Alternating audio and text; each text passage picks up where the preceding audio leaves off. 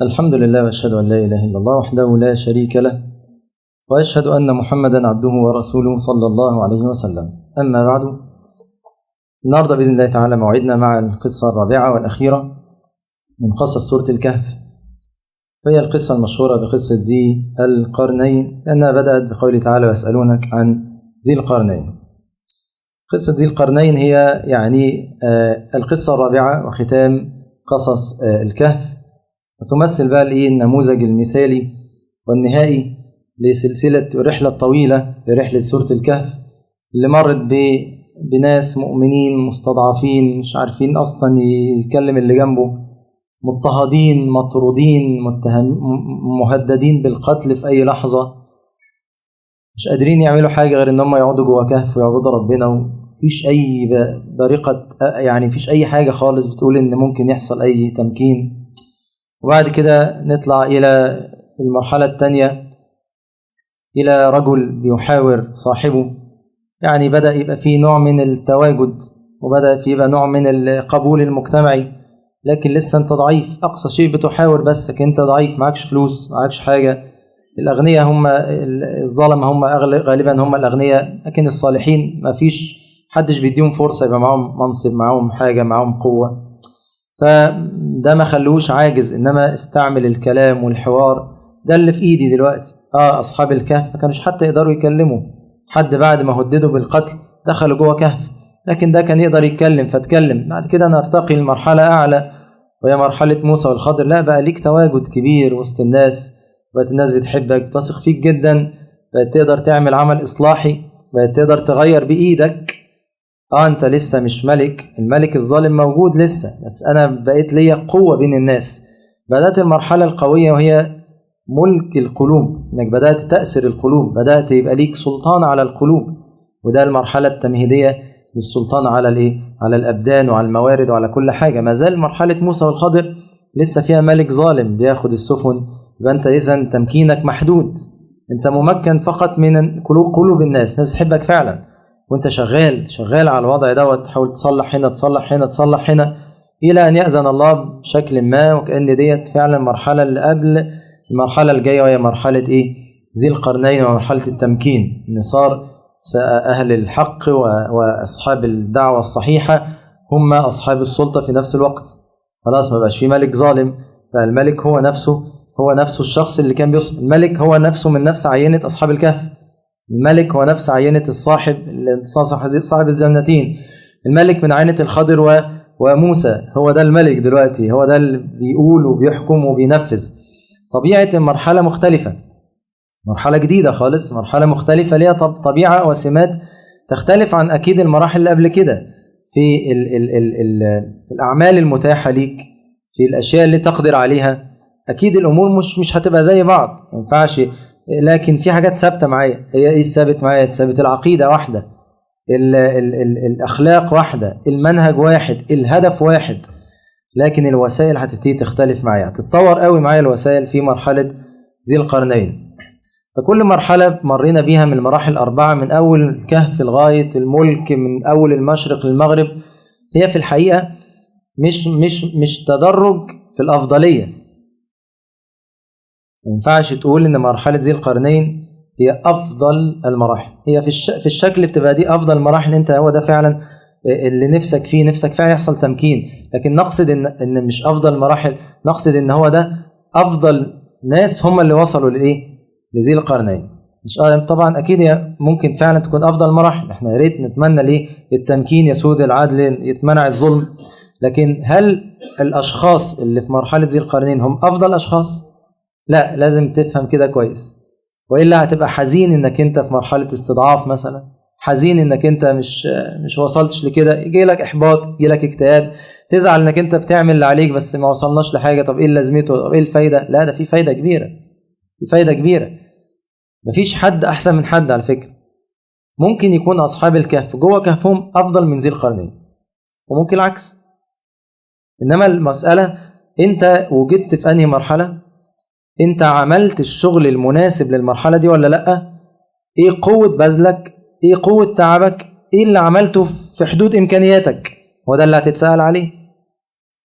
فممكن يكون عبادة الصبر عند فتية الكهف أخذوا عليها أجر أكتر من عبادة مثلا العدل والتغيير اللي عمله ذي القرنين. ممكن وممكن العكس، يعني ده متاح لي حاجات. يعني ذي القرنين يعني عبادة الصبر مش هتكون عنده كبيرة، لأن هو قادر يغير أي حاجة في سكته. كان عنده عبادة شكر، عنده عبادة تواضع.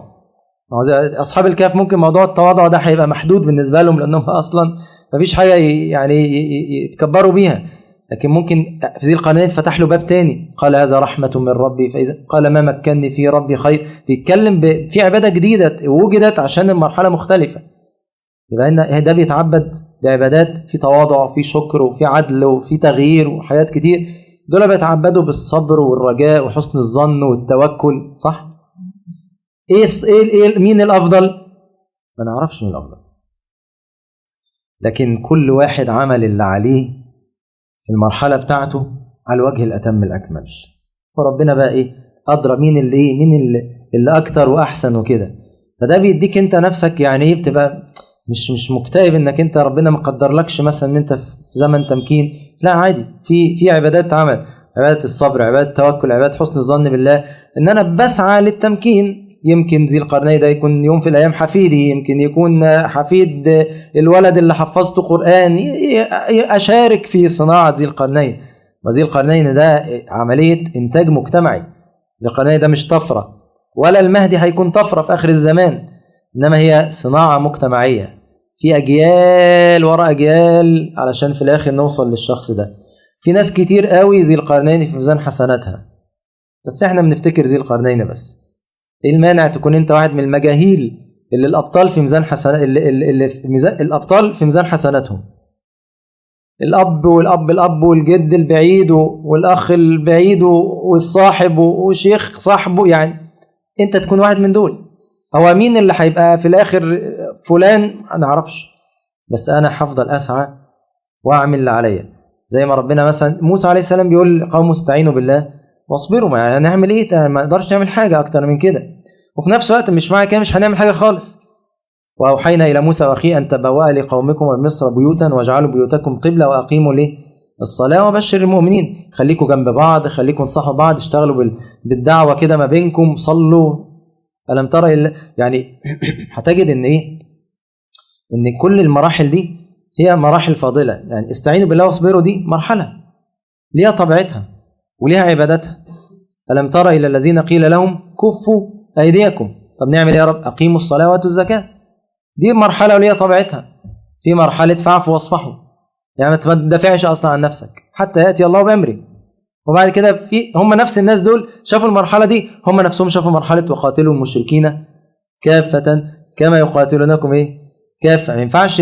ما ينفعش كان يعمل دي هناك، وما ينفعش يجي بعد ما ربنا يقول له قاتلوا المشركين كافة يقول فاعفوا واصفحوا حتى يأتي الله بأمره. يبقى كل مرحلة ليها سماتها، وما ينفعش تركب سمات مرحلة على على مرحلة تانية. ما ينفعش ذي القرنين يعني يصبر ويعفو، ما ينفعش أصحاب الكهف يحاولوا يغيروا بإيديهم، مش هيقدروا. ده تهور يؤدي إلى تدمير، ودي مش شجاعة ولا حاجة، دي هتبقى قلة حكمة. فكل واحد في حدود، في عجز عن حاجات معينة وقدرة على حاجات معينة، اعمل تقدر عليه. في موازنة بيوازنها في الأعمال، هل العمل اللي هعمله ده يؤدي إلى مصالح ولا يؤدي إلى ضرر كبير ومفيش مصالح تذكر؟ بيوازن. في كل مرحلة ليها موازنتها وليها طبيعتها. لكن اللي عايز أقوله إن وجودك في أي مرحلة من المراحل دي لا هو ميزة ولا عيب. الميزة والعيب في عملك أنت. عملت ما تقتضيه المرحلة ومت فيها، أنت كده زي اللي ممكن فرقش. ممكن تكون في مرحلة التمكين وخش النار، انك انت تعوجت وكبرت واستريحت وانتخت وقلت احنا ممكنين ومش لازم نعمل حاجة، هلكت. ممكن يكون في مرحلة الاستضعاف وتخش في الفردوس الأعلى. يبقى انت اللي بتصنع يعني نجاحك في المرحلة اللي انت فيها. ما انت مش هتخرج عن المراحل الأربعة ديت. فالفكرة ان احنا لازم نفهم يعني الصبر في زمن الاستضعاف لا يقل عن أجر السيف في مرحلة تمكين. كل الناس بتفتكر الجهاد والسيف وبتاع وده اللي أجر. لا، في جهاد، في صبر. الصبر ده كان أجره كبير قوي. النبي عليه الصلاة والسلام يقول ما أعطي أحد ما أعطى الله عبدا عطاء اوسع من الصبر. خد بالك. وانت عايز ايه؟ انت عايز ترضي ربنا وعايز ترضي نفسك. عايز ترضي نفسك يبقى انا يا التمكين يا مش هشتغل. وطالما التمكين بعيد يبقى انا مش هعمل اي حاجه خالص لغايه ما بقى ايه يجي لنا حد يغير. ولا عايز تعبد ربنا؟ عايز تعبد ربنا هتلاقي نفسك بتشتغل بقوه شديده في اي مرحله. لان انا بعبد ربنا في مرحله محكوم عليها ان كل اللي فيها خسرانين. المرحله دي ربنا غضبان عليها كلها، مش هيدي حد اجر فيها، لا، كله متاح وممكن تخش الفردوس الاعلى في اي وقت. اعمل بس ليه المطلوب اللي تقدر عليه مع مراعاة الحكمة في التنفيذ. تهورش ما تجبنش في نفس الوقت، يعني لا عايزين تهور ولا جبن، ولا عايزين يعني ايه يعني قرارات غير مدروسة، ولا عايزين دراسة قرارات لغاية ما نموت في مكاننا في الدراسة ما بنعملش حاجة في الآخر. اللهم إني أسألك الثبات في الأمر وفي نفس الوقت ليه والعزيمة على الرشد.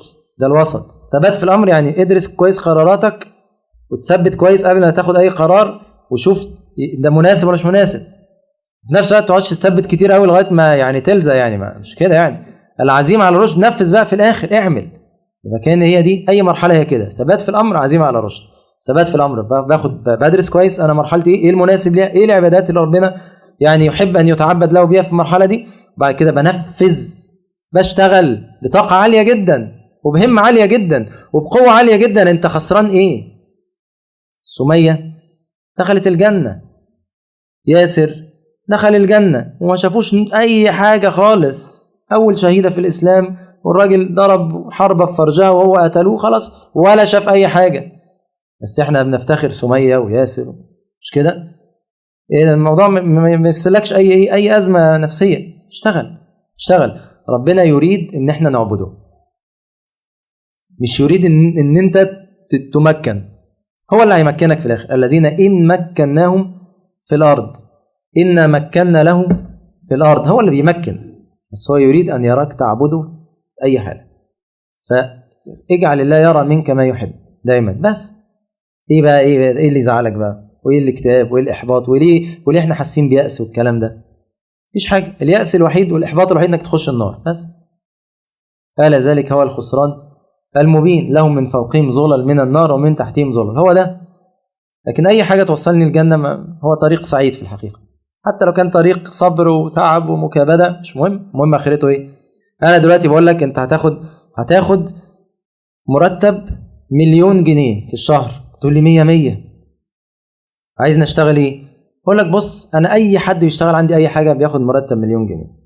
مهندس يعني، اشتغلت سباك، اشتغلت فلاح، اشتغلت نجار، اشتغلت دكتور، أنا مثبت مثبت المرتب. ساعتها أنت هتفرق معاك إيه؟ تشتغل إيه؟ أي حاجة. هتقول له عايز تشتغل إيه؟ أي حاجة. أنت كل في بالك مرتب. يعني شغلني مهندس، شغلني طيار، أي حاجة يحل منك حلوة طالما المرتب ثابت. مش تفرق معايا، مرتبك ثابت. ساعتها هيلاقي نفسه عنده همة في أي عمل وهيحب أي شغلانة من الأجر ثابت. يعني طيب السنن لازم تاخد مجراها. طيب إزاي نوصل المرحلة دي؟ لازم السنن تاخد مجراها. لازم تعرف إن مرحلة ذي القرنين برضو مش طفرة، لازم المسار دوت هتاخده. هتمر من مرحلة انت مش قادر تعمل اي حاجة خالص، بعد كده في نفس، وبعد كده بدأت يبقى ليك وجود ومشاركة مجتمعية وبدأت الناس تحبك قوي وناس تثق فيك. بعد كده مرة واحدة تلاقي نفسك فوق مرة واحدة. بس لازم كل مرحلة تاخدها وتصبر عليها. ودايما مفيش مرحلة تتفتح لك إلا لما تخلص المرحلة اللي قبلها وتنجح فيها، وده طبيعي. إذا كنت في مرحلة ديت لسه مقصر، هنفتح لك حاجة أنت لسه أصلا. يعني أنت دلوقتي أنا قلت لك مادتين دول ذاكرهم وانجح فيهم عشان نديك المادة اللي بعديها، ما نجحتش هديلك المادة اللي بعديها على أساس إيه؟ ما أنت لسه ما نجحتش في المادتين دول. لذلك ربنا قال لهم قال لهم فاعفوا واصفحوا حتى يأتي الله بأمره. صح؟ إن الله على كل شيء قدير. وأقيموا الصلاة وآتوا الزكاة وما تقدموا لأنفسكم من خير تجدوه عند الله إن الله بما تعملون بصير. أدي أنا قلت لك أدي المواد اللي عليك دلوقتي. خلصت المواد دي هتفتح لك اللي بعديها. ما خلصتهاش خليك فيها، يبقى أنت إذن أنت اللي تقدر تشوف المرحلة الجاية قربت ليها ولا قربتش. حسب ان انت استفرغت العبادات اللي في المرحله دي ولا لا، خد بالك. لكن انت دلوقتي في باب قدامك مقفول، وبعديه باب مقفول، وبعديه باب مقفول. ما ينفعش اكيد افتح الباب اللي ورا الا لما افتح اصلا الباب اللي قدامي. انت اصلا الباب اللي مقفول مش عايز تفتحه، مش عايز تخش فيه، هتوصل زي الباب اللي بعده. هي لازم هم ورا بعض. فأمة مقصرة في الصلاة، مقصرة في الزكاة، مقصرة في طلب العلم. يعني ايه اللي مانعنا دلوقتي نقيم الصلاة؟ يعني ايه الاضطهاد اللي يمنعك انك تؤتي الزكاة؟ ايه هو الاستضعاف اللي يمنعك انك تدعو الى الله، تكلم اي حد وتشتغل دعوة فردية؟ مفيش حاجة تمنعك. طب انت لما تكون مقصر في الحاجات ديت، ما تكلمنيش بقى عن تمكين بقى، ما تكلمنيش بقى عن جهاد، ما تكلمنيش يعني، ما تكلمش في الموضوع دوت. خلص بقى اللي في ايدك، بعد كده نشوف بقى، نتفاهم هو المشكلة فين، احنا اتأخرنا ليه. لكن التأخير ده طبيعي، تستغربش. انت عملت اللي عليك، خلصنا المتاح، خلاص ما تسألش بقى عن الغير متاح. لما تخلص المتاح اللي في ايدك يبقى اتكلم. ذي القرنين نموذج مبهر. هتلاقي ان خلينا نقول مقدمة كده سريعة. قوله تعالى ويسألونك عن ذي القرنين. انتوا عارفين انا بحب فايدة، يعني مش بتكلم في الحياة اللي هي مش بتفيد قوي. ذي القرنين، مين ذي القرنين؟ ده مش موضوعي، مش هتكلم فيه خالص اصلا، ومش هيقعد علينا بأي فايدة. فده دي منهج القرآن كده. لو ربنا في فايدة من ذكر اسمه كان يقول لنا اسمه خلاص يعني، لكن العبرة ان هو نموذج معين عايزين نقلده وخلاص. طب سمي ذي القرنين ليه؟ برضو معلومة يعني ممكن ما تكونش ليها فايدة كبيرة، بس نقولها وخلاص.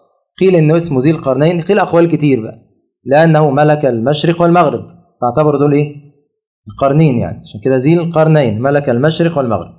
وقيل لانه ملك ملك فارس والروم، فسمي ذي القرنين. وقيل ان هو كان شعره طويل وبيعملوا ضفيرتين كده، فسمي ذي القرنين. وقيل انه لانه جمع بين العلم والقوة، لذلك سمي ذي القرنين. في كتير بقى، في اقوال كتير، بس انا مش عايز استهلك الوقت في حياتي، احنا هدفنا التربوي الاول اساسا.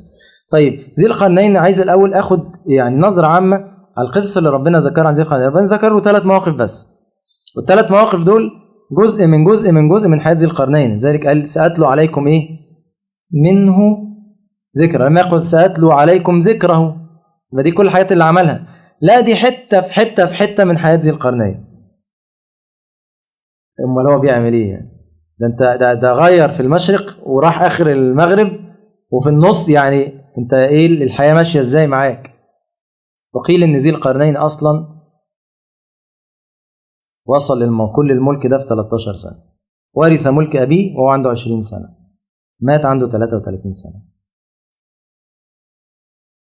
خليها في بالك دي، عشان انت يعني خليك متخيل احنا بنتكلم عن مين. شاب صغير عادي سنك، ملك 13 سنة بس، مشرق مغرب تغيير في بين السدين، قلب الدنيا. إذا الأمور مش بالأعمار، الأمور بالهمم، الصدق، قوة البذل. ممكن تعمل في وقت قصير اللي بيعمله غيرك في وقت طويل قوي. معاذ بن جبل مات عنده 33 سنة وهو أعلم الأمة بالحلال والحرام، يعني غيره عداه وقعد عاش بعديه عشرات السنين وما عداهوش في العلم. سعد بن معاذ عاش في الإسلام 6 سنين، قلب الدنيا كلها، اهتز من أجله عرش الرحمن. سيبويه أستاذ النحو مات عنده 32 سنة. الإمام النووي مات عنده 45 سنة، لألف المجموعة بحاجات كتير بقى، شرح صحيح مسلم اللي هو في كتاب أصلا منه ممكن تقراه في 45 سنة، تقراه مش تكتبه، تقراه بس المجموعة ده عشان تقراه وتفهمه، بس عايز ده 45 سنة. وألفه إمتى وفين؟ ده مؤلف واحد من عشرات ومئات المؤلفات. بعمرك بيتقاس ببذلك مش بالدقايق والساعات. ممكن دقيقة عندك تحولها لسنة في حياة واحد تاني، وممكن سنة ما تساويش ثانية. قيمة عمرك هي في الحقيقة قيمة ما تفعله في هذا في هذا العمر. طيب احنا قلنا انه ملك سأتلو عليكم منه ذكر. المواقف القصة 3 ربنا ذكرها عن ذي القرنين قصص عجيبة قوي، يعني قصة في أقصى المغرب وقصة في أقصى المشرق، وما كان أكيد بينهما اللي هو بين السدين دوت. أماكن مجهولة كلها يعني، لدرجة إن هو بيستغرب ورايح لناس حتى إذا بلغ مشرق الشمس وازداد تغرب على القوم لم نجعل لهم من الدنيا سترا. يعني أصلا الناس يعني أول مرة يشوفهم في حياته، ناس غريبة زي ما هنبين يعني. ذي القرنين ربنا ذكر الثلاث أماكن دول، يعني راح لقوم لا يكادون يفقهون قولا، لغتهم غريبة.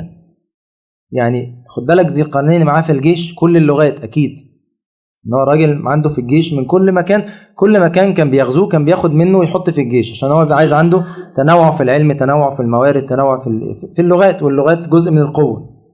كل الجيش ده راح وصل لمكان مش فاهمين بيقولوا ايه. يعني إذن ده مكان محدش وصل له قبل كده.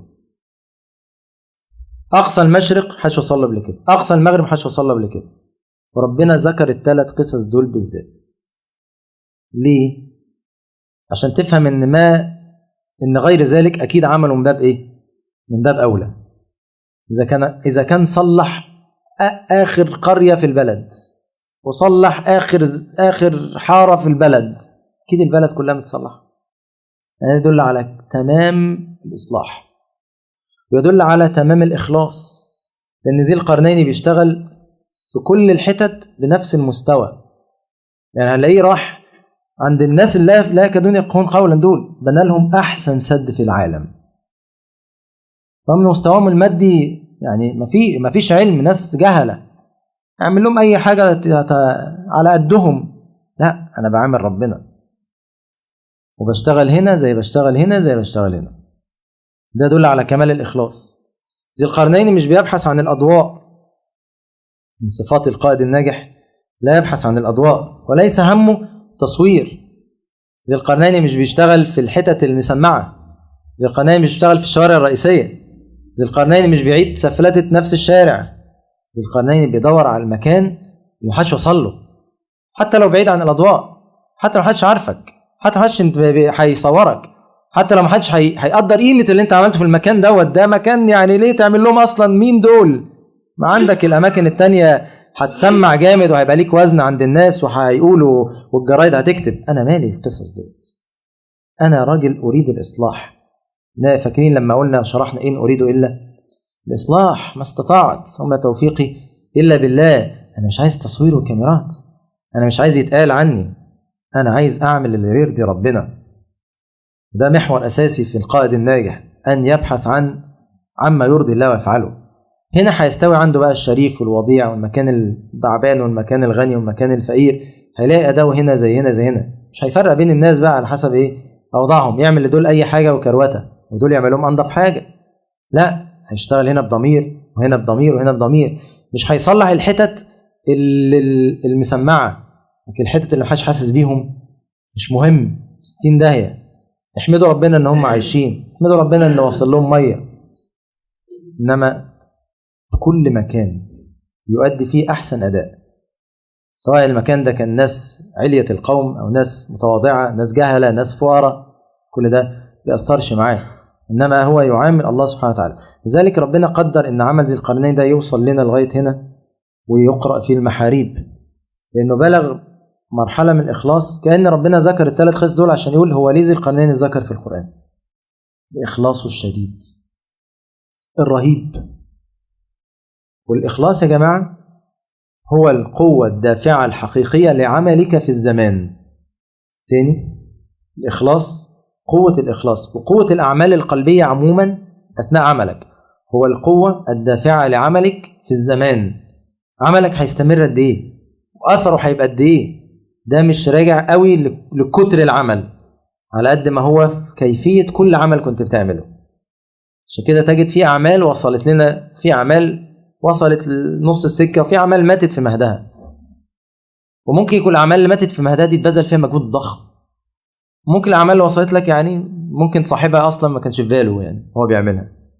فعلا في متون لبعض العلماء لما تيجي تقرأ قصة المتن دوت يقول لك عمله كان هيحرقه، مش عاجبه، عملوا ولقوه بعد موته، لقوه وهو ما كانش هينشره، هو كان شايف ان ده حاجه ما تستاهلش يعني ان هي تنشر. ودلوقتي كل الناس عالة على المتن دوت. خلاص عجيب. علم الأئمة الأربعة ازاي وصل لنا لغاية دلوقتي زي ما هو. الإمام النووي، كتب الإمام النووي دي ازاي وصلت كده، وغيره كان أعلم منه بالمذاهب، وغيره كان أعلم منه يعني أقوى منه يعني في الاجتهاد، وكتبهم وقفت في حد معين في الزمان، هو كتبه مكملة. كتب بقى كتير بقى، يعني رياض الصالحين، الأذكار للنووي، شرح صحيح مسلم، المجموع. في حاجة غريبة في الاسم دوت، أي كتاب عليه الاسم ده بتلاقيه موجود، يموتش، وغيره مات. يبقى إذن أنا لما أحب أعمل عمل يكون أثره كبير، مش هركز بس، ده شيء مهم، بس مش هركز بس على العمل وشكله هيئته وقوته وأسبابه وموارده، إنما أركز على قلبي وأنا بعمله. ويس القرني كان بيبر أمه ومحدش حاسس بيه، كل الناس عرفت بخبر النبي عليه الصلاة والسلام عنه. ربنا أخبر النبي عليه الصلاة والسلام في واحد اسمه ويس القرني بيبر أمه، كل الناس عليه.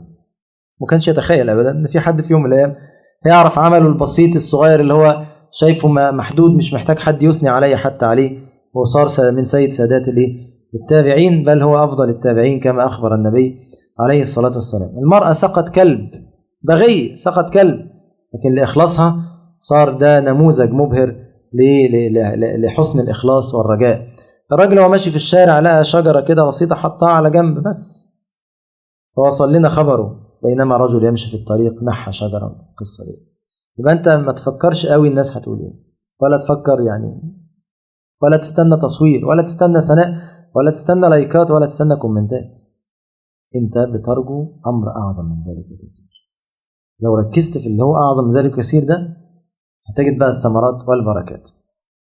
طيب خلينا نكمل مع ذي القرنين. قال تعالى إنا مكنا له في الأرض وآتيناه من كل شيء سببا فأتبع سببا. إنا مكنا له في الأرض، الدرس هنا اللي هو الدرس الأساسي في سورة الكهف، الله هو الذي يملك كل شيء، لا أحد يملك أي شيء. الله هو الذي يمكن، هو الذي ينصر، هو الذي يفعل ما يشاء. وده ماشي معايا كجزء علاج أساسي لكل الفتن، فتن المال، فتن السلطة، كل ده يروح على طول أول ما الأسباب عندك تضعف قوي وربنا سبحانه وتعالى يعظم في قلبك. بس إنا مكنا له في الأرض وآتيناه من كل شيء سببا. كل شيء، ذي القرنين كان يتميز إن عنده كل مصادر القوة، يعني ما فيش حاجة مما يسمى في الزمن ده قوة كانتش عنده. كان عنده جنود لا حصر له، أدوات لا حصر له، علم بكل شيء. مش هو شخصيا، أنا بتكلم على منظومة ذي القرنين، لأن آتيناه يعني مش لازم هو نفسه، ممكن يكون هو بيدير ناس بيفهموا، خلاص هيبقى أنا العلم عندي، مش لازم أنا أكون حافظ كل حاجة كده، هو مش طبيب وكل المهن، إنما هو عنده ناس بيدير المنظومة دي، عنده علم، كل العلوم موجودة حواليه ويقدر أي علم يوصل له. عنده كل اللغات في الجيش، عنده الهيبة كسلاح، الصيت سمع، الشهرة الشديدة، مشهور جدا على فكرة ذي القرنين، درجة ان هو يوصل بين السدين يقول يا ذا القرنين ان ياجوج وماجوج، يعني كان ذي القرنين ده مجرد ما قال اسمه يسمع في كل حتة.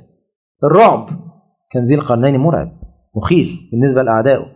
فتخيل انت كل الامور ديت كان عند ذي القرنين.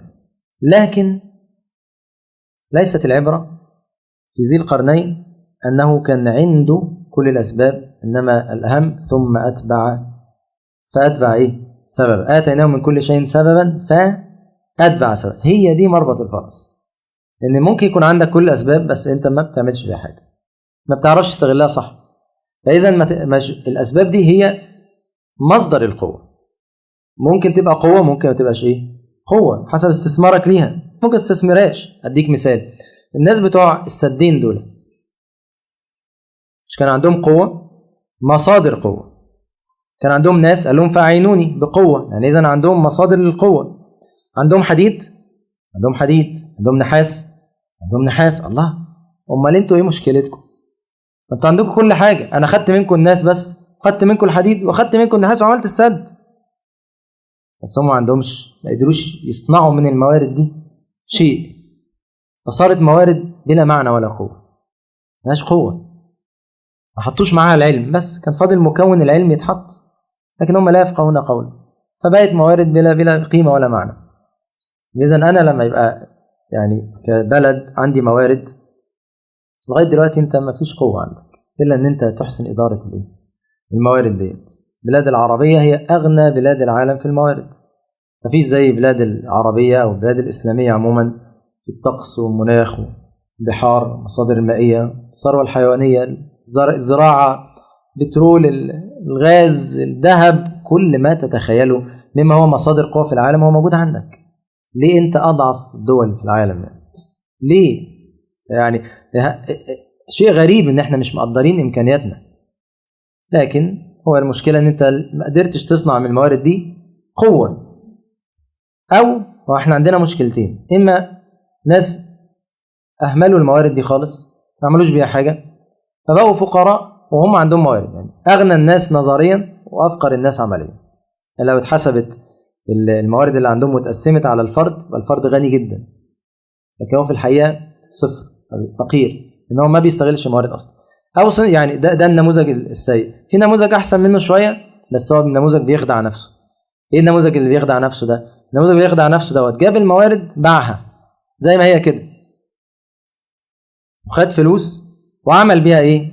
حاجات شكلها قوة، بس هو في الحقيقة كل ده ملوش قيمة. انت ما حولتش الموارد لقوة برضه، انت مجرد بعت الموارد لحد حولها لقوة، فبقى هو بيقوى وانت لسه برضه ضعيف مش قادر على اي حاجة. ما تتغرج بالفلوس اللي جات لك قصاد الموارد اللي انت بعتها. انت جات لك فلوس بس، لكن مفيش قوة لغاية دلوقتي في الصناعة، في الزراعة، مفيش حاجة تقدر تقول انا جامد، مفيش تجارة، مفيش اي حاجة. انت بتاخد فلوس مقابل مواد خام. الناس لو يوم من الايام استغنوا عن المادة الخام دي، انت هتموت تاني يوم فورا، مش هتتدرج. لو الغرب في يوم من الايام وجد بديل للبترول، في ناس هتفلس في يوم وليلة، ان هو ما حولش المورد دوت لقوة. هي كل العبرة مش مجرد ان انت اوتيت الاسباب، دي نعمة من ربنا، بس المهم ان انت تتبع ايه؟ تتبع سببا. ازاي تخلي الاسباب دي تكون مصادر قوة ليك؟ لازم يبقى عندنا كشباب وجيل جديد وعي القوة دلوقتي في العلم، القوة في تحويل الموارد ديت للصناعة والزراعة. التجارة الدولية مش هتقف على فكرة. يعني أنا مش بقول لك إنك أنت هتعمل كل حاجة لوحدك، يعني الكلام ده دلوقتي في العلم الحديث بقى وهم، مفيش حد بيعمل كل حاجة.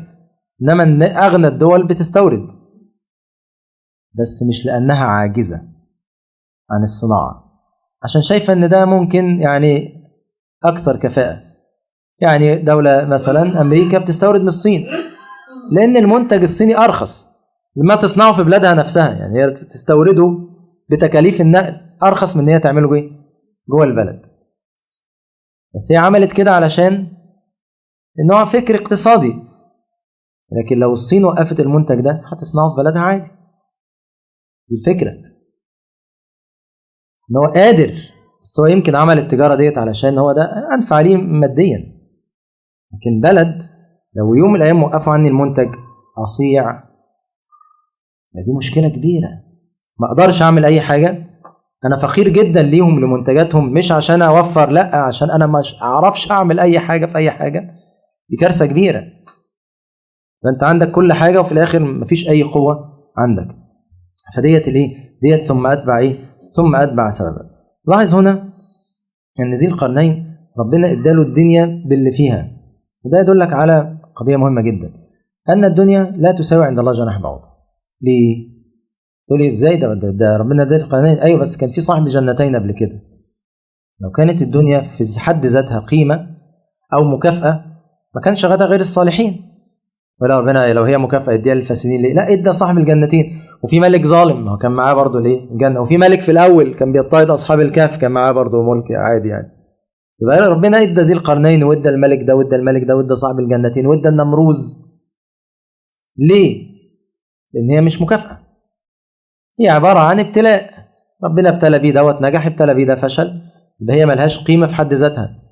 يبقى إذن هي ليست معيار للصحة والخطأ، ولا معيار للرضا والغضب. يفرق معاك كتير لما تشوف الدنيا مثلا مع الغرب سبب ممكن تقصير طبعا وكل حاجه، قول اللي انت عايزه، بس في النهايه دي الدنيا مع الغرب لسبب ما، ده مش دليل على صحه منهجهم. ولا يتفتن شاب يقول ما طب ليه المسلمين كده وليه ربنا يعمل فينا كده؟ يا عم انت هتبقى احسن منهم، بص عندهم وبص عندهم وبص عندهم وبص عندهم. عايز يقول اذا منهجهم صح وده غلط.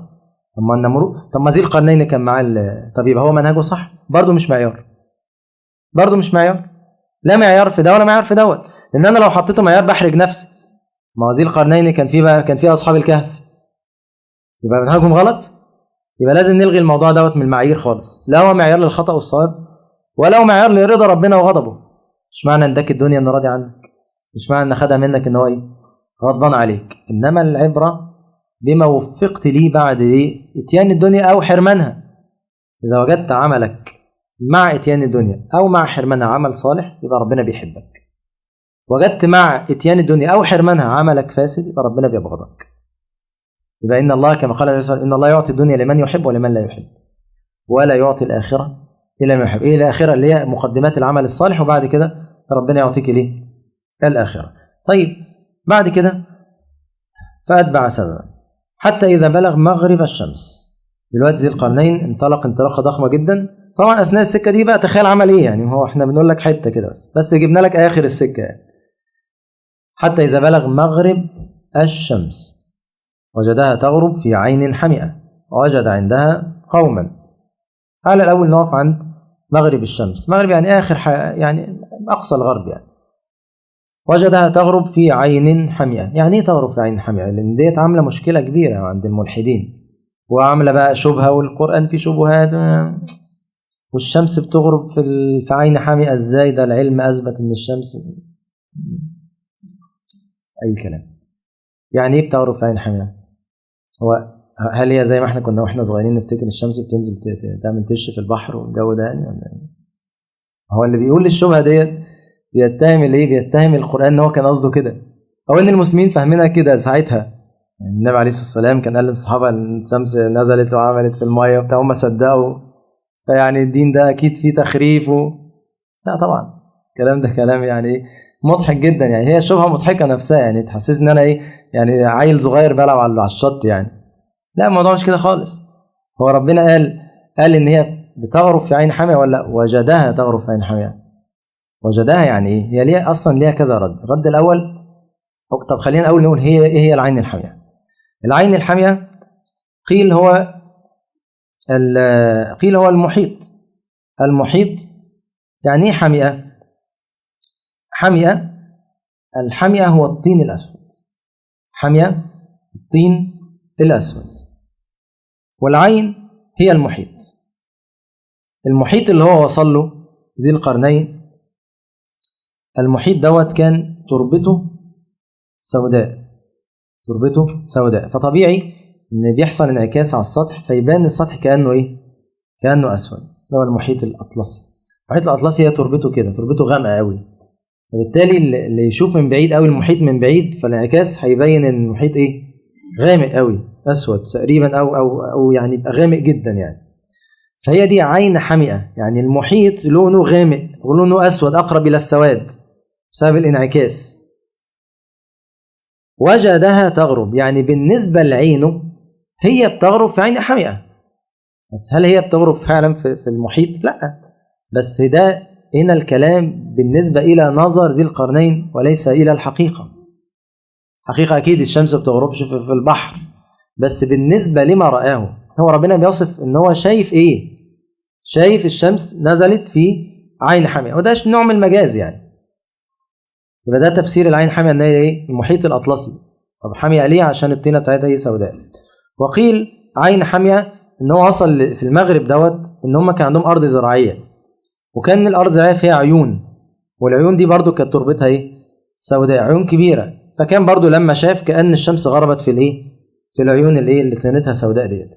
قيل تفسير ثالث بقى خالص، قيل ان هو وجدها تغرب في عين حمئة. وجدها تغرب، اقف هنا، وجدها تغرب بس وقف، اللي جاي ده ملوش دعوه بالشمس. في عين حمئة يعني وهو في عين حمئة، هو يعني هو وجدها تغرب وهو واقف في عين حمية. دي معناها ايه؟ قالوا ان معناها ان ذي القرنين وصل المغرب لقى المحيط نزل فيه من همته في البحث عن أرض والبحث عن إصلاح، نزل المحيط نفسه، بقى هو نفسه فين؟ في عين حمية. ساعتها لقى الشمس بتغرب، عرف إن مفيش إيه؟ مفيش حاجة تاني، خلاص هو جاب الآخر. فدي التعبير عن همته الشديدة في البحث عن الخير والبحث عن الإصلاح، إن هو وصل المغرب ونزل في المية وما لقاش أرض يروحها، وشاف الشمس بتغرب فخلاص وقف لغاية هنا هو. يعني لولا كده كان إيه؟ كان كمل كمان. يبقى دي مش شبهة ولا حاجة، كلام تضييع وقت.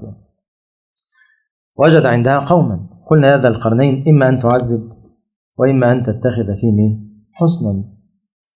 ذي القرنين خير دلوقتي، اختار حل وسط. والله أكيد مش هنساوي بين الناس، دي من صفات القائد، مش هيعمل حكم واحد على الناس كلها، في فرق. أما من ظلم سوف نعذبه ثم يرد إلى ربه فيعذبه عذابا نكرا، وأما من آمن وعمل صالحا فله جزاء الحسنى وسنقول له من أمرنا يسرا. إذن من صفات القائد الناجح العدل، والعدل هو أنك تحط كل حاجة في المكان اللائق بها. أكيد أنا مش هسوي بين الظالم والصالح، لا أعذب كله ولا هأحسن إلى كله، بل سأعامل كل واحد بما يليق به وبما يستحقه. بس بعد البيان هواء فهم إيه المطلوب، ورايح لناس ما يعرفوش، اشرح لنا. مش كده قال فسوف نعذبه، يعني بعد ما نبين ونوضح ونقيم الحجج عليه هنقيم القانون. إذن من صفات القائد الناجح ان هو اولا يوضح للناس ايه هو المطلوب. احيانا الناس مش عارفه ايه المطلوب مني، انا غلطت في ايه، انا عملت ايه غلط، طب انا ليه بتعاقب، انا ما حدش قال لي. ففي احيانا بعدم وضوح، لازم يبقى فيه وضوح الاول، وبعد كده عدل بقى. بعد ما خلاص كله واضح عنده، عدل لا يفرق بين احد واحد، لا ده ولا ده. في نفس الوقت حزم. يعني حزم يعني اللي يغلط هيتعاقب، مفيش هزار.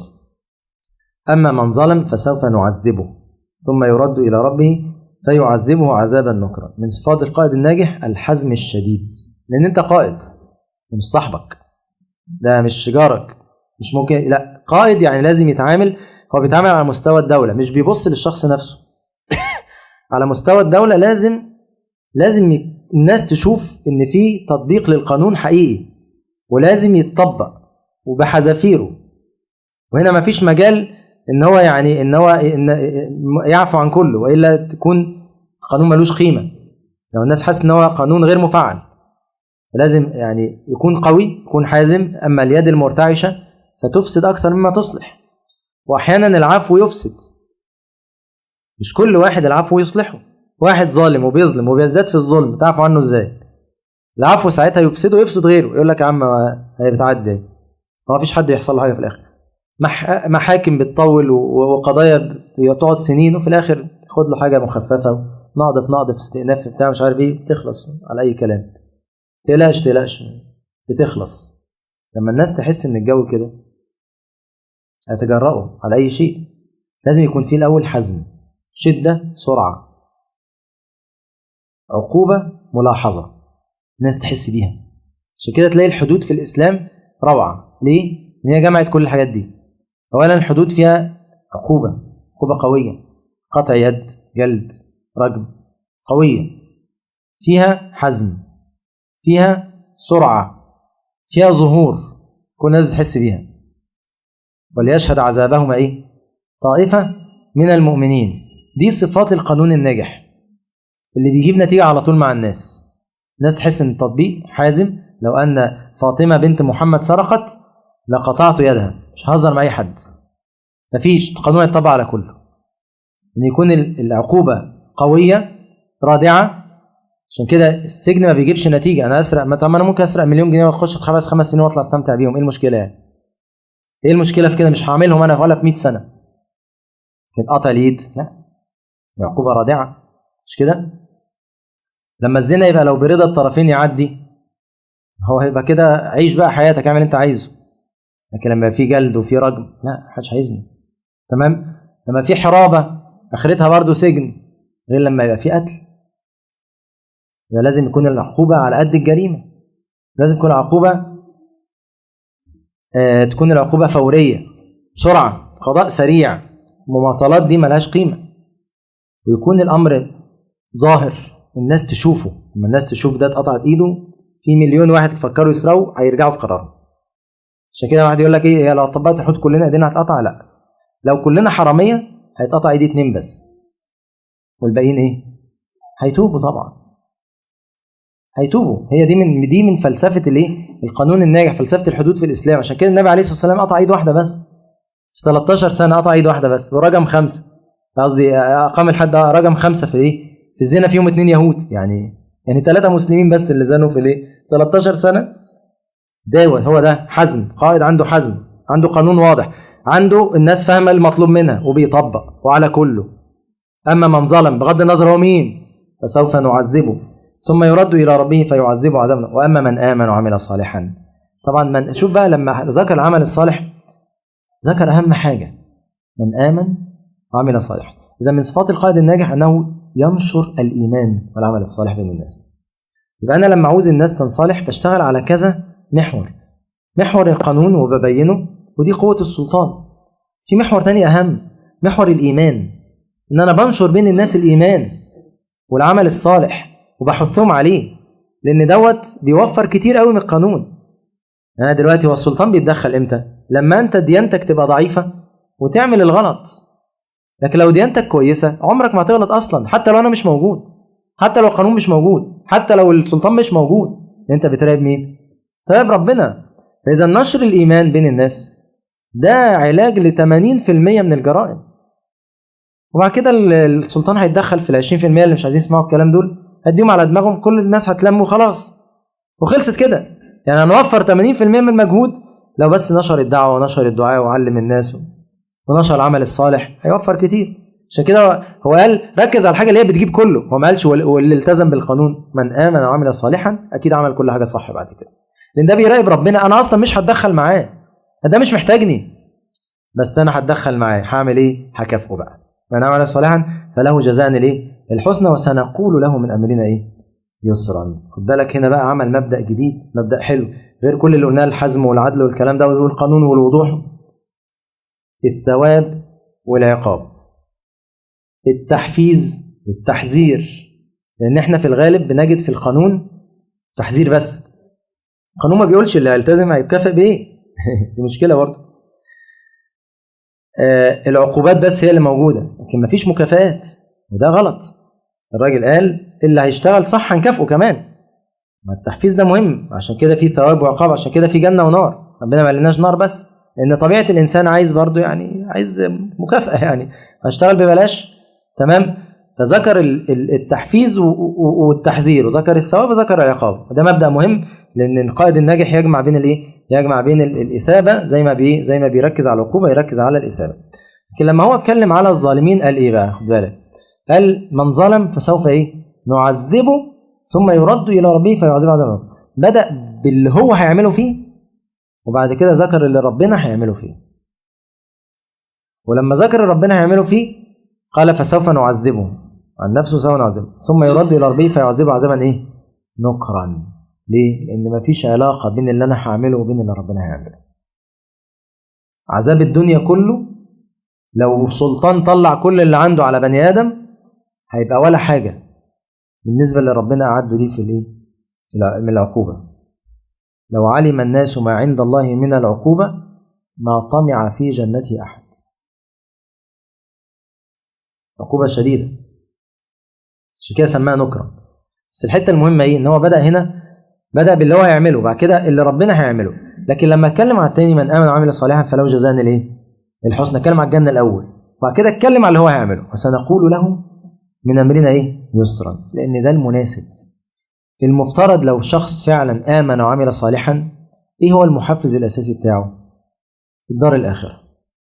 ده المحفز الأساسي بتاعه، ده مش مستني حاجة من حد أصلا. لا نريد منكم جزاء ولا شكور إننا نخاف من ربنا يوما عبوسا قمطريرا. المفترض أنت عايز تتأكد إن أنت مؤمن فعلا صح ولا لأ، تجد إن فعلا اللي بيحفزك بجد دار الآخرة. ولو ما لقيتش حاجة من الناس، لو زرت قريبك وما زاركش بتزوره تاني، لو أحسنت لحد وما ردلكش الإحسان بتحسن له تاني عادي. ما بتشتغلش بقى بالحتة لا ده بيزورنيش مش هزوره، لا يبقى أنت كده مش تبعنا بقى. ده مش إيمان وعمل صالح، ده مصالح، دي كله بتاع مصالح، مفيش حد صالح معروف، صح؟ هو قال لك كده مفيش حد صالح، كله ايه؟ كله بتاع مصالح. هو كل اصحابه كده، يعمل له ايه طيب؟ يعني هو ظروفه كده، بس احنا مش بتوع كده بقى، احنا كله صالح ان شاء الله. مفيش حد بتاع مصالح. فهي ماشيه كده، ماشيه انك انت ترجو فعلا ثواب الله سبحانه وتعالى، وده بيحل عندك مشاكل كتير قوي على فكره. تقدر تعامل الناس بأريحية، اللي بيسيء واللي بيحسن، جارك اللي زار، مفيش بقى الكلاكيع اللي عند الناس دي، اصل ده لا مش ده بقى، مش هديله، وده بالذات، وده ده جو بقى ناس بتعامل بعض. بيعامل ربنا يلاقي نفسه طيبة وسالكة، وأي حاجة كله سهل، كله سهل. هو اللي بيعتذر بسامحه، يعني بيبقى فيه هين لين، التاني بيبقى كده فقري شوية. المهم يعني ايه، من امر بدأ بالايه، بدأ بالجزاء الاخروي، وبعد كده استنى بالجزاء الايه، الدنيوي. ان هو التاني يعني الدنيوي بيحفزه برضه، بس مش هو ده نمرة واحد يعني. لكن التاني اصلا ما يعرفش ربنا، ده ظلم اكيد بالنسبة له. لو كان بيخاف من ربنا ما كانش ظلم. فايه اللي بيخوفه دوت؟ السلطان. وبيخاف من ربنا برضه بس مش قوي يعني. فبدأ بالايه، فسوف نعذبه ثم يرد الى ربه فيعذبه عذابا ايه، نكرا. طيب، ودي يعني بعد كده انتقل ذي القرنين نقلة كبيرة جدا، ثم أتبع سببا حتى إذا بلغ مشرق الشمس وجدها تطلع مطلع الشمس، وده تطلع على قوم لم نجعل لهم من دونها سترا كذلك وقد أحطنا بما لديه خبرا. إيه النقلة بقى اللي نقلها ذي القرنين؟ نقلة كبيرة قوي، طلع من آخر الدنيا دي لآخر الدنيا الناحية الثانية. بلغ مطلع الشمس، المكان اللي بتشرق منه ليه الشمس، وجد من دونها قوما وجد من دونها قوما لم نجعل لهم من دونها ايه، سترا. اولا تشعر بالمسؤوليه، يعني راجل مسؤول، راجل ممكن، مسؤول حاسس ان ليه دور، ودوري ده انا مش بستنى عليه حاجه. الناس هيقولوا له هل نجعل لك خرجا، مش هيقبل اي حاجه. انا بعمل ده من باب مسؤوليتي. كلمه مسؤول دي يا جماعه على وزن ايه، مفعول. مسؤول مش سائل، مسؤول يعني تتسأل، وقفوهم إنهم مسؤولون. لازم المسؤول يفتكر الآية ديت، مسؤول يعني هتتسأل قدام ربنا. عملت إيه في شغلك؟ عملت إيه في مسؤوليتك؟ عملت إيه في الإدارة اللي كانت في إيدك؟ عملت إيه في الناس اللي كانوا تحت إيدك؟ عملت إيه في القرارات اللي كان المفروض تاخدها وعطلت الناس وعطلت مصالحهم؟ عملت إيه في التغيير اللي كان ممكن تغيره؟ مش أنت مسؤول؟ يعني ربنا هيسألك على كل حاجة كانت في إيدك، عملت فيها إيه؟ ليه عاقبت؟ ليه كافئت؟ ليه طلعت فلوس؟ ليه مضيت؟ مسؤول. مش مسؤول زي الناس فاكرة يقول لك فلان ده مسؤول، دي كلمة مخيفة، مش ميزة، مش فخر. مسؤول يعني هتتسأل قدام ربنا سبحانه وتعالى. بالتالي انتقل ذي القرنين إلى المشرق ومطلع الشمس، قال لم نجعل لهم من دونها إيه، سترا. يعني إيه لم نجعل لهم من دونها سترا؟ قيل فيها أقوال. أول قول إن هم الناس دول كانوا فقراء جدا لدرجة إن هم ما عندهمش ملابس، لابسين يا دوبك إيه، حاجة تحت كده ستر العورة، وما فيش بينهم وبين الشمس إيه، ستر. يعني مش ساترين نفسهم زي الناس في إيه، في مجال أفريقيا وكده. يعني حاجة إيه، صعبة خالص. وقيل لم نجعل لهم من دونها سترا، يعني عندهم البيوت ملهاش أسقف، وده يدل على الجهل. يعني هم ما عندهمش حتى العلم اللي يعملوا بيه إيه، سقف. يعني قمة الفقر مع قمة الجهل. وقيل لم نجعل لهم من دونها سترا، قيل إن دوت مكان في أقصى الشرق اللي هو الشمس ما بتغربش أصلا. في أماكن كده في العالم الشمس تكاد لا تغرب فيها، شوفوا الشمس كتير قوي يعني تغرب كل فين وفين. فقيل إن ده قول، يبقى قول يعني إما يبقى كل قول يدل على حاجة. أولا قول بتاع إن هي مكان الشمس ما بتغربش فيه تقريبا، يدل على همة ذي القرنين، وإن الناس ما عندهمش ثياب تسترهم عن الشمس يدل على الفقر الشديد، وما عندهمش أسقف يدل على الجهل الشديد. يبقى ذي القرنين راح مكان أفقر ناس، أجهل ناس، أبعد مكان. عشان كده قلت لك الراجل ده مش طبيعي، مسؤولية فعلا. هيروح آخر حارة في آخر حي وهيسألهم مشكلتكم إيه وهيحلها لهم، وبيروح بنفسه لأنه حاسس مسؤولية، حاسس ربنا هيسأله على الإيه، على المطب اللي معمول في الشارع الجانبي دوت، هيروح بنفسه يشيله. طبعا مش لازم بنفسه دي، بس على الأقل هيغير الواقع دوت. ذي القرنين إحساسه بالمسؤولية خلاه بيروح بنفسه لأماكن ما تبعت أي حد، ده مكان ما يليقش بيك، ما تبعت أي مسؤول، أي موظف صغير عندك، ده هو الناس دي حد يعبرهم؟ لا، أنا اللي هتسأل عن الموضوع، مش أنت. أنا اللي هتسأل، فلازم أهتم بنفسي. يعني أنت بتروح مكان، أبعد مكان، أفقر ناس، أجهل ناس، دول بالنسبة لك مكان اهتمام؟ أيوة مكان اهتمام، مش عشان قدرهم هم، عشان قدر ربنا في قلبي. فده بتعرف بيه أنت فعلا بتعمل ربنا ولا لأ. هل أنت الأعمال بتاعتك بتاخد وجهتها حسب يعني الأضواء والكاميرات ولا بتاخد وجهتها من قدر العمل ده عند ربنا؟ إيه؟ ممكن يكون عمل دوت، بل أكيد العمل دوت أنفع بكتير من الأعمال الظاهرة، ولا شك دايما الأعمال الخفية أنفع. ده عمل خفي، وذي القرنين مين هيفتكر لك المكان الأخراني دوت؟ الناس بتفتكر العاصمة وبتاع، كان الحي اللي على جنب ده الناس الضايعة دي محدش هيفتكرها لك. يعني أنا يهمنيش الموضوع دوت. الزاوية الضيقة دي عند ربنا أعظم من إيه؟ من العمل المشهور. لذلك يا إخوانا لما تيجي أنت نفسك تعمل عمل اجتماعي، ابحث عن الحاجات اللي محدش وصل لها. يعني مش كل مرة نحط في نفس المكان نفس الحاجة المشهورة، الجمعيات المشهورة، الأعمال المشهورة، المستشفى المشهورة، كل الفلوس هتروح للناحية دي. ده في ناس محدش حاسس بيها، ده في ناس محدش بيعبرها طول السنة، وعندهم حياة وعندهم عفة ومحد ما بيتكلموش. ابدأ بدول، دور عليهم. مش هيبقى اسمك الجمعية الفلانية، مش هيبقى اسمك عمل، مش هتاخد شهادة تقدير، وده ما يهمكش.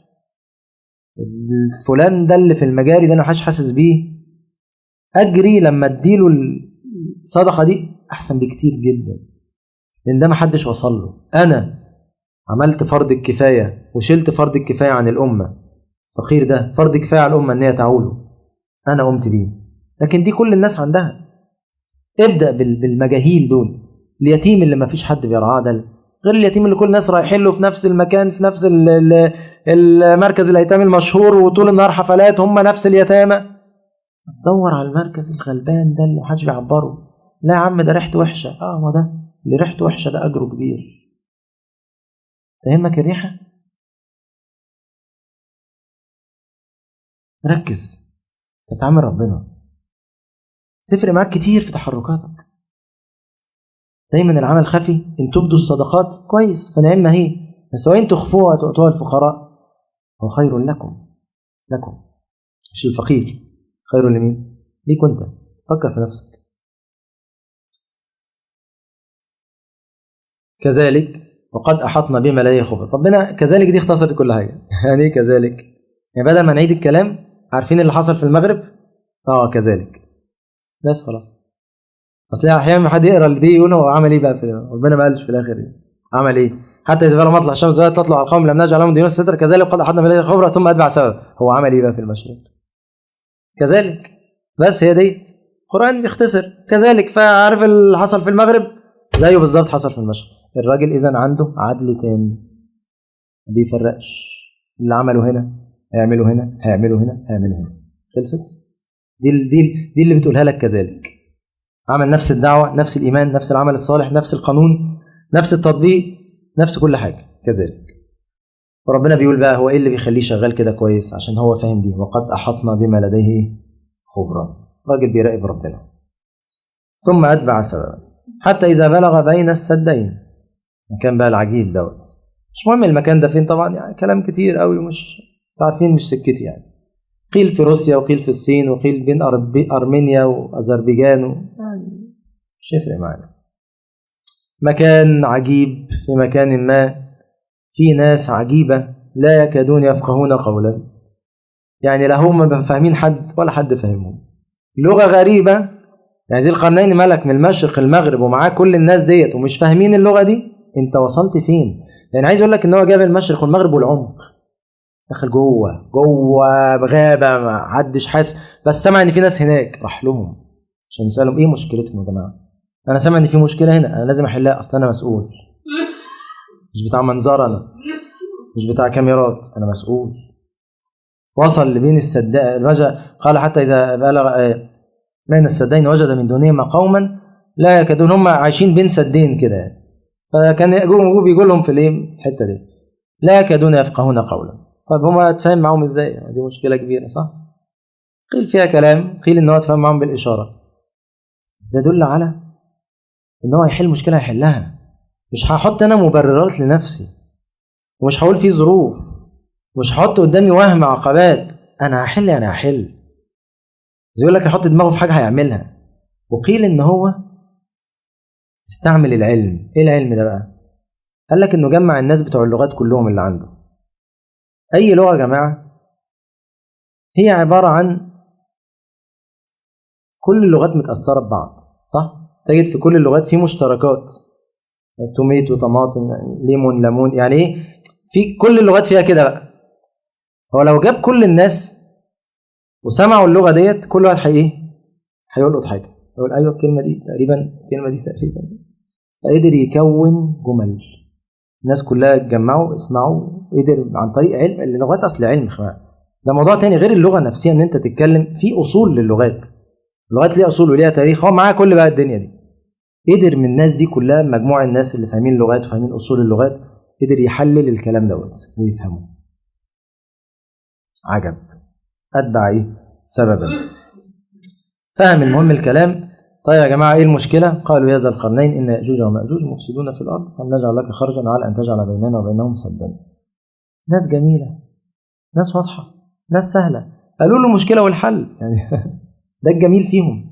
ده يقول لك ان الاصلاح هي مش مسؤوليه المسؤول بس، مش كل حاجه نرمي الوزير، الرئيس، الحكومه يعملوا بقى، يتصرفوا، هي عمليه مجتمعيه.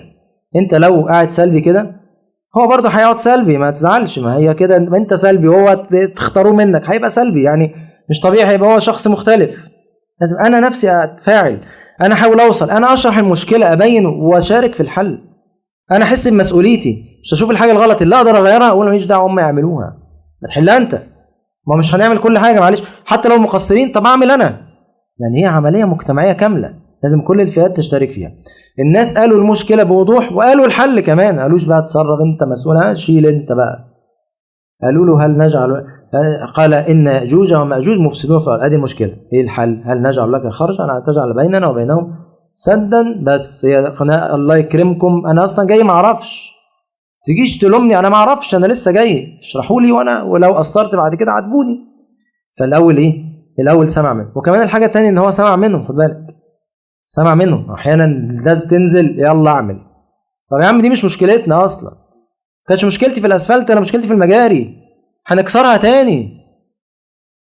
ما انت ما تسمعنيش، انت عايز تبقى شكلها حلو خلاص، حلتش المشكله الرئيسيه، احنا لسه برضه المشكله موجوده. ما تسمعني انا اقول لك انا مشكلتي، واقول لك الحل. احنا قاعدين هنا بقالنا 100 سنه وعارفين مشكلتنا وعارفين حلها. محدش ما بيسمعكش بقى، هو هيعمل اللي على مزاجه خلاص، شكلها حلو وبتاع، صورنا وقد 100 100. دي مشكلتين، انت مش بتقول وهو مش بيسمع، هنحل ازاي؟ يبقى لازم في كلام، في مجتمع واعي بيقول مشكلته، عنده حريه كلام، يعرف يتكلم، محدش مش خايف من حاجه، مش خايف حد يعاتبه، مش خايف حد يلوم، مش حد يقول انت مالك، مش خايف حد يعاقبه ان هو يتكلم. وفي قياده واعيه بتسمع، تراعي، تقدر الكلام، توزنه، تاخده على محمل الجد. دي من اسباب القائد الناجح. سمع منهم، خد منهم الكلام، تمام مشكلتكم فهمتها، فهمت الحل، هساعدكم على الحل ومش عايز منكم حاجه. خدش منهم اجر خالص، رفض الفلوس. اذا من صفات المسؤول الناجح عفه اليد. استغلش حاجه الفقراء، خدش رشاوي، ما بيستغلش انت عايز تدفع بقى عشان اعمل لك. عشان كده ده الاستعمار الحقيقي اللي عمله ذي القرنين، ده اسمه استعمار من العمار، ان هو بيعمل وما بيسرقش.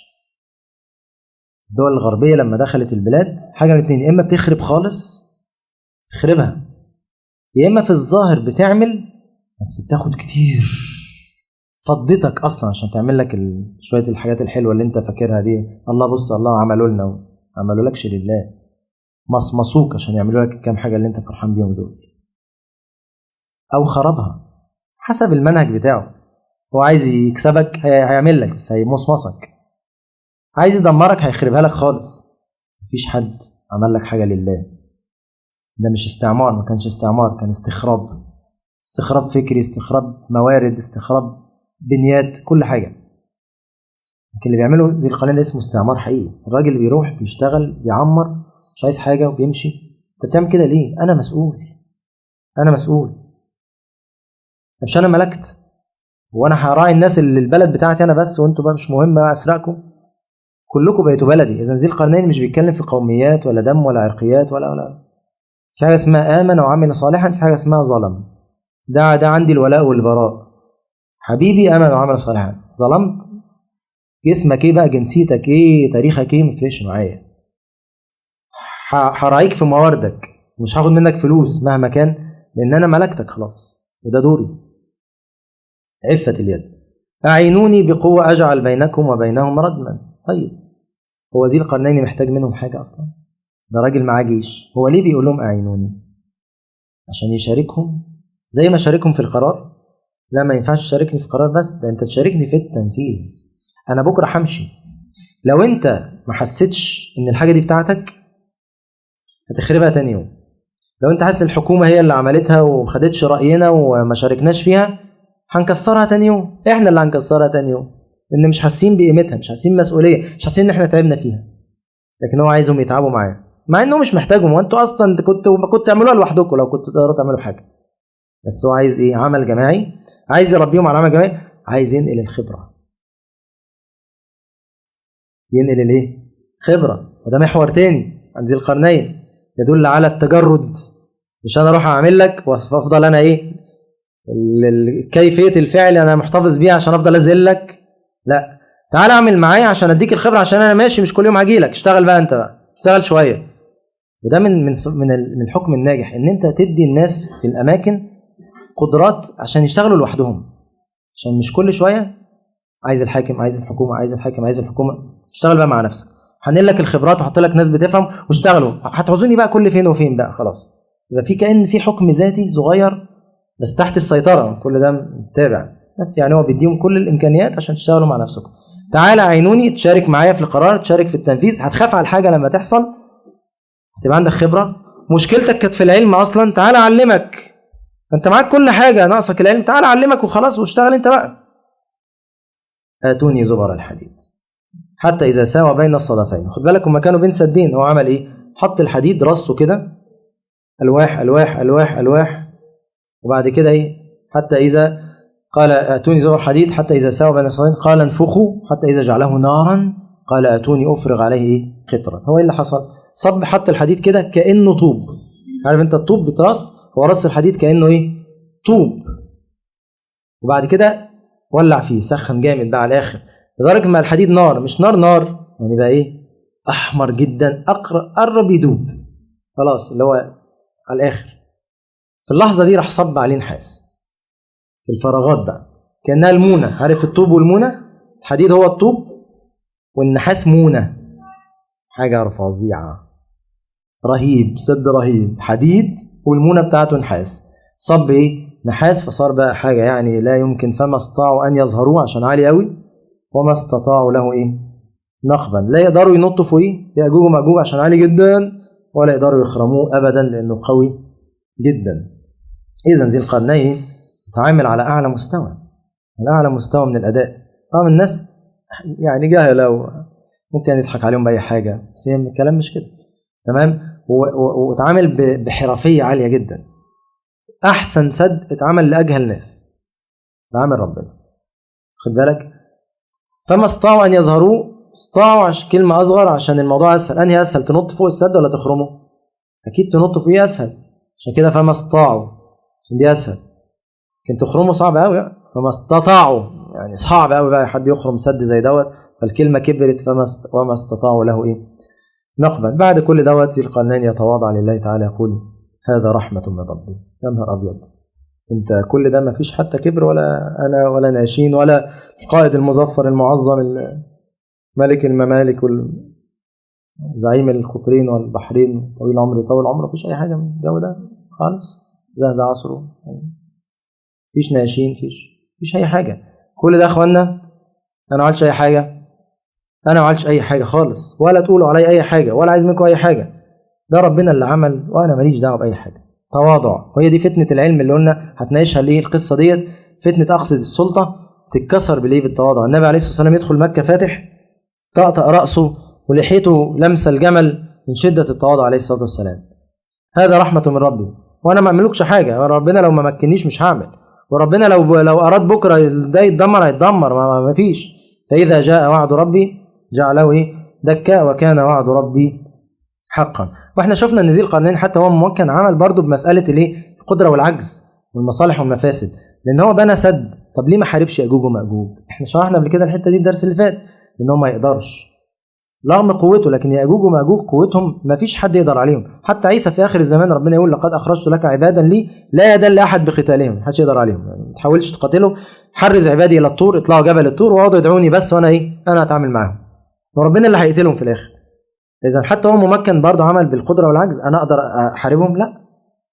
طب ما أعملش حاجة خالص؟ لا، ما يعني اعمل المتاح، اعمل سد، فعمل سد وبص للمصالح والمفاسد. طب لو أنا حتى لو حاربتهم، طب ما أنا همشي وهيستفرطوا بالإيه؟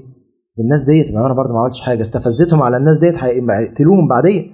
يبقى هو بيعمل برضه بنفس الموازين، في مصالح وفي مفاسد، في قدرة وفي عجز. فالحكمة دي ماشية معاك في كل الإيه؟ المراحل. خلينا نختم بقى كلمتين سرعة جدا. خلاصة ذي القرنين، ايه هي صفات ذي القرنين؟ الايه؟ صفات الايه؟ الملك الناجح، الملك العادل. مملكة الأحلام دي ازاي تدار؟ 1 تمكين، 2 وفرة أسباب، علم وقوة وسلاح وجنود وكل حاجة، 3 قانون واضح، دستور واضح، شريعة واضحة ليس فيها هوى، ليس فيها تفريق، ليس فيها محاباة، فيها عدل تام. بعد كده هناك نظام ثواب وعقاب، تحفيز وتحذير، ويتم بعدل شديد. ديناميكية في الحركة، وسرعة في الأداء، وسرعة في الحركة واضحة، مشرق مغرب بين سدين، تتحرك بسرعة. تواصل مجتمعي جيد، قيادة بتتواصل مع المجتمع بشكل جيد جدا، تسمع، بتقدر، بتراعي الكلام، تاخده على محمل الجد، مفيش حد خايف يقول رأيه، الناس بتتكلم بأريحية. مشاركة مجتمعية، خلي المجتمع يشارك في القرار ويشارك في التنفيذ عشان يحس بالمسؤولية، عشان ينقل الخبرات. عفة يد، لا رشاوي، لا استغلال لحاجات الفقراء، إحساس بالمسؤولية، نصرة للمظلوم، عمل جماعي، حسن توظيف للقدرات، نقل خبرات، تواضع، ورد الفضل لله سبحانه وتعالى. وكل ده عمله ذي القرنين في 13 سنة فقط. إذا لم تكن ذي القرنين فلن تعدم أن تكون سبب لذي القرنين. اشتغل، تعرفش البركة هتوصل فين. ذي القرنين أكيد ليه أب وليه جد وليه شيخ وليه شيخ وليه واحد زمان كده حفظ واحد كان سبب في هداية والده. يعني ممكن تمشي في مسار ما تعرفش هتوصل ازاي. اشتغل بإخلاص وبصدق، لعل الله يبارك في عملك ويجعل في نسلك، او انت سبب في واحد زي دوت. كن ميزان حسناتك وانت في الجميل قوي، لا خدت ثناء ولا خدت اي حاجه، خدت الاجر كده صافي خالص مخلص كده ليك باخلاصك. فذي القرنين زي ما قلنا، والمهدي اللي احنا يعني هينزل ياتي في اخر الزمان، هو نتاج عمل دؤوب لكل الناس. في الاخر طلع شخص زي ده عشان اللبنه الاخيره في البنيان، مش هيبني البنيان من الصفر، إنما هو آخر لبنة في بنيان جميل. فإذا لم تكن أنت حتى آخر لبنة، فكن لبنة صالحة في هذا البنيان الراقي الجميل. هذه يعني ما تيسر في قصة ذي القرنين. نكتفي هذا القدر. أقول قولي وأستغفر الله لي ولكم. سبحانك اللهم ربنا وبحمدك، أشهد أن لا إله إلا أنت، أستغفرك.